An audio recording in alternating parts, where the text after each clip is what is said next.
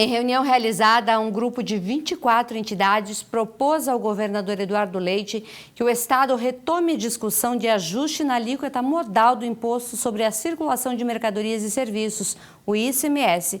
Se aprovada, a medida proposta pelo governo gaúcho no ano passado substituiria os decretos de revisão de benefícios fiscais editados no final de 2023 e que passam a vigorar a partir de 1º de abril.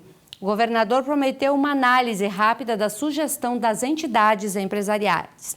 Após esse encontro, o governador concedeu a todos os jornalistas gaúchos cadastrados uma entrevista em coletiva de imprensa que a gente reproduz agora.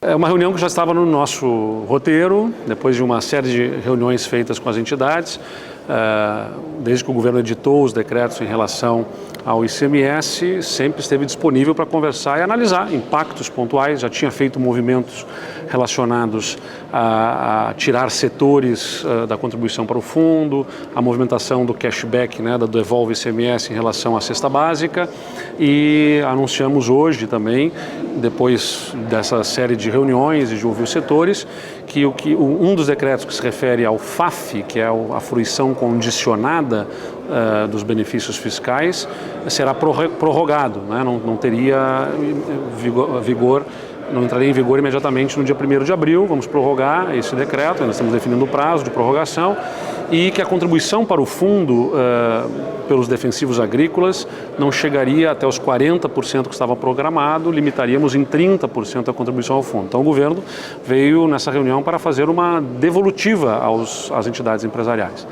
E na reunião, houve uma apresentação por entidades empresariais de uma carta que tem assinatura até aqui de 24 entidades, pelo que manifestaram outras poderiam estar também assinando, e algumas não assinaram, mas se dispõem a discutir também que se retome a discussão do que consideramos o plano A, que é o ajuste da alíquota modal do ICMS, em troca de não haver esses decretos que revisam benefícios fiscais. Sempre o governo entendeu que o ajuste na alíquota modal era melhor, nós sempre deixamos isso muito claro. Na ausência da possibilidade de encaminhar ajuste na alíquota modal, foi que nós encaminhamos essa revisão de benefícios nesses decretos.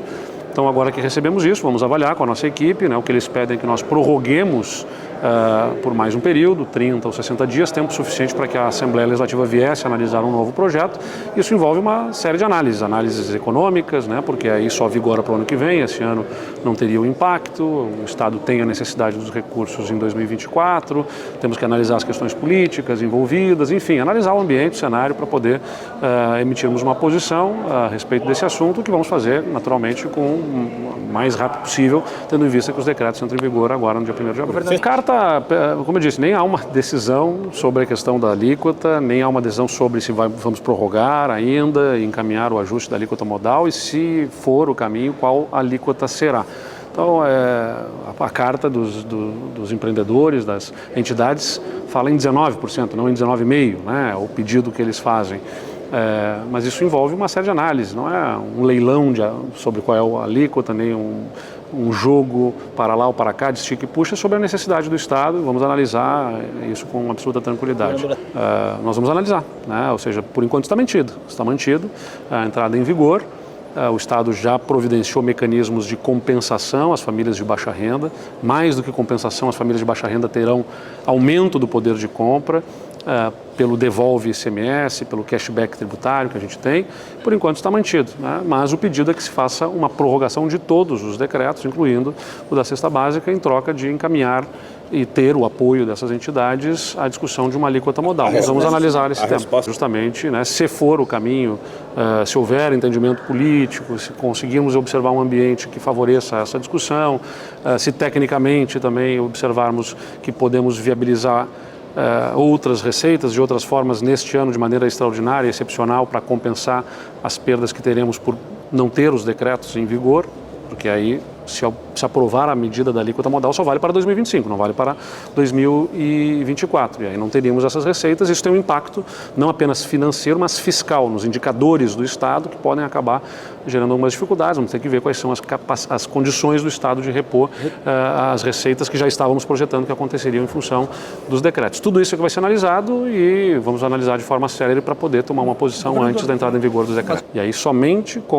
se for o caso, se for encaminhado, se for essa decisão, com uma posição de uma alternativa de receita, que seria o ajuste da alíquota modal, que aí poderemos falar em, eventualmente, fazer a revogação dos decretos. Por enquanto eles estão mantidos e, se for o caso, eles serão prorrogados, mas não retirados, porque eles cumprem a anualidade. Eles foram publicados no ano passado, então eles têm plenas condições de entrar em vigor neste ano, cumprida a noventena, que se cumpre no dia 1º de abril. O que se pede é um prazo adicional para poder tramitar algum tipo de proposta alternativa, e é isso que nós vamos avaliar. Quando você pretende dar devolutiva por pedido assim? Quanto antes, vou fazer uma reunião com a equipe, avaliar, né, como eu disse, condições técnicas, políticas, alternativas, tem uma série de itens aqui que precisam ser avaliados. O importante é que se deixe um debate franco, honesto e sincero sobre esse assunto. O governo não quer arrecadar para ter mais dinheiro, o governo precisa de receitas para poder atender a população nas tantas demandas que tem, inclusive das entidades empresariais, em investimentos em infraestrutura, em segurança pública, em subsídios e subvenções para irrigação, para a eletrificação rural, para melhoria e qualificação das cidades. Tudo tem impacto no Estado, na vida das pessoas, na economia, e se o governo não tem os recursos, ele tem menos capacidade de viabilizar essa melhoria na qualidade de vida.